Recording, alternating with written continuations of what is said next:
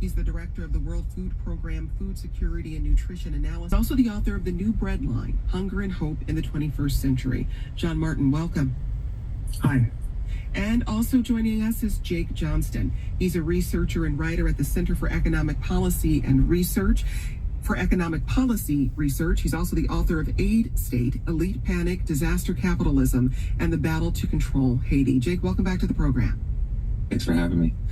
So earlier this year, the Trump administration shut down the United States Agency for International Development, or USAID. Before it was gutted, the agency distributed billions of dollars of life-saving foreign aid, disaster relief, economic development funding for nations around the world.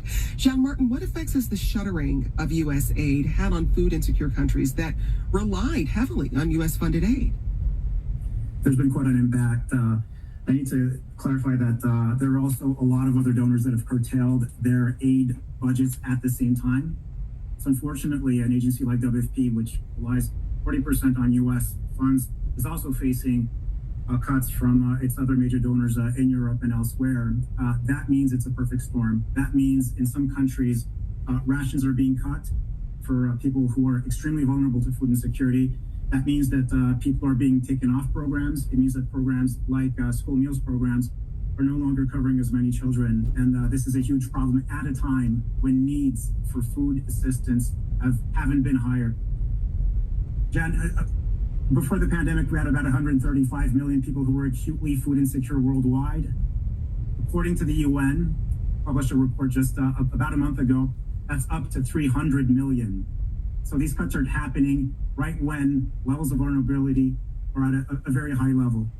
I want to get into some of the reasons driving that vulnerability and why countries have withdrawn support. But Jake, in February, you wrote that since October 2023, USAID allocated $368 million in contracts and grants for Haiti. Here's what Angeline Anastase, the director of the charity Action AIDS Haiti, told France 24 in February about the extent of the country's hunger crisis. Now we are talking about a very deep crisis where the population is on the brink of starvation. In our survey taking place in the south of Haiti, so we found out that 99% of families are skipping meals, going days without food, and of course, this situation put the population, and particularly the children, at health complications and malnutrition. Now, Jake, in your book, you make the case that Haiti is an aid state. First, define that term. Yeah, sure. Well, I think, to really push back on this concept of Haiti as a failed state and noting that, really decades of policies, not just humanitarian assistance, but sort of political interventionism and foreign policies from other countries have shaped the current Haitian state as much as the Haitian people themselves. And that plays a key role in the reduced capacity of the state, the lack of legitimacy in the state that I think are really driving factors of the hunger and the insecurity that we're seeing in Haiti today. So what parallels, if any, do you see between Haiti's dependence on foreign aid and the hunger crises in Gaza and Sudan? I think, the first thing comes to mind, and this is a point that John Martin makes in his book as well, is that these are not famines, hunger crises as a result of natural disasters, as a result strictly of poverty. This is conflict. Right? These are, wars, genocide in Gaza's case, in Haiti's case, civil conflict that is causing hunger. And we're focusing on the humanitarian aspect. It's obviously important. We want to get as much humanitarian assistance and life-saving assistance in there as possible. But we also have to be paying attention to the root causes that is actually driving these crises and working to end the conflict, which will obviously save tremendous lives as well. Well, Juliet, the IPC has stopped shy of declaring famine in Gaza. Instead, the panel predicts widespread death without immediate action on Israel's part to end the blockade. How, if at all, does a formal declaration of famine change the nature of resources that governments or humanitarian groups allocate to address a crisis? Yeah, look, I'm not sure that there is a difference. The fact of the matter is that people are starving in Gaza. They're very hungry. When we speak to our staff and their staff in Gaza, they themselves are hungry. Some of them are fainting in the line of duty. Some of them are walking for miles on end before finding like a bag of lentils that they can make some soup for them and their families. The caretakers in Gaza are now in need of care. We're talking to Juliet Tuma. She's the Director of Communications at the United Nations Relief and Works Agency for Palestinians. Also with us, Jean-Martin Bauer. He's the Director of the World Food Program Food Security and Nutrition Analysis Services.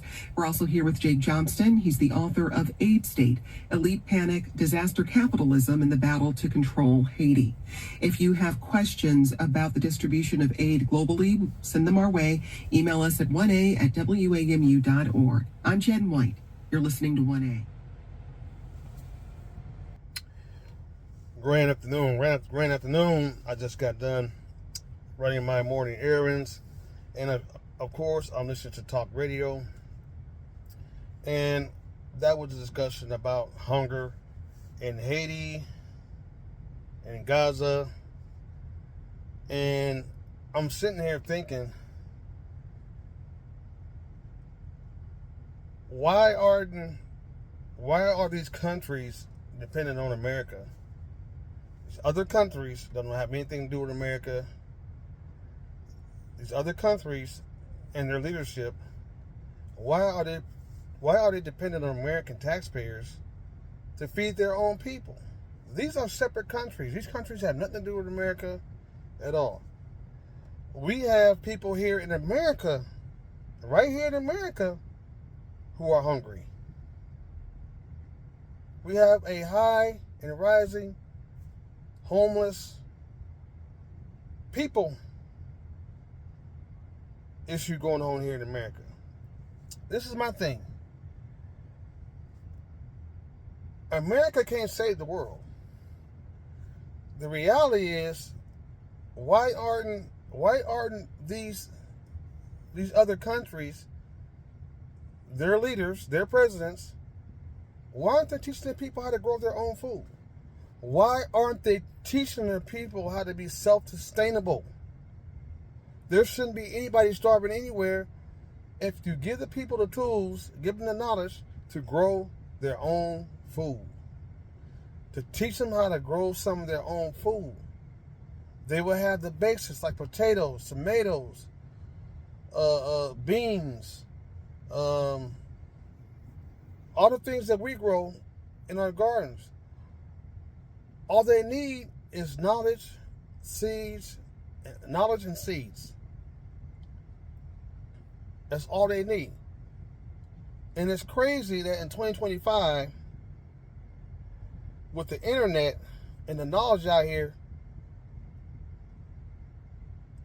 the teachings of permaculture, the teachings of how to plant your own seeds, how to grow your own seeds. There is no reason why these other countries like Haiti or Gaza, and these countries are in warm climates. This is crazy. There is no reason why people should be nothing but consumers and don't know how to drop a seed. Especially if you're very, very, very in poverty. You should be the first ones to have the knowledge to grow your own food. This is crazy. And with that, I'm going to get in the house and eat some lunch, y'all. Y'all have a nice day.